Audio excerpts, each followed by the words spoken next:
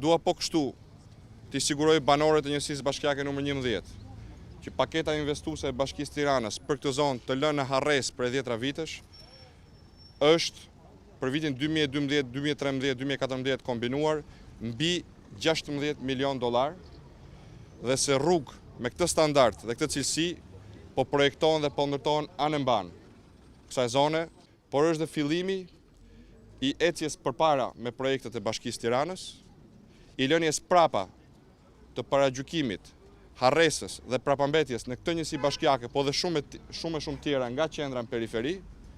dhe me këtë rast i ftoj gjithë bashkëqytetarët e mi, gjithë qytetarët e kryeqytetit, që së bashku të sigurojmë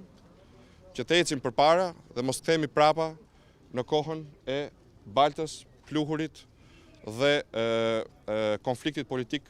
që padyshim ka qenë dhe mbetet shkaktari kryesor i harresës ndaj qytetarëve, por të vazhdojmë duke i pasur qytetarët parën, duke pasur Tiranën parën, së bashku për plotësimin e gjithë projekteve tona, anë mban qytetit Tiranës, për plotësimin e standardit evropian dhe sigurimin një cilësie më të mirë jete anë mban qytetit për një Tiranë ku jetohet më mirë, punohet më mirë dhe shijohet më mirë jeta.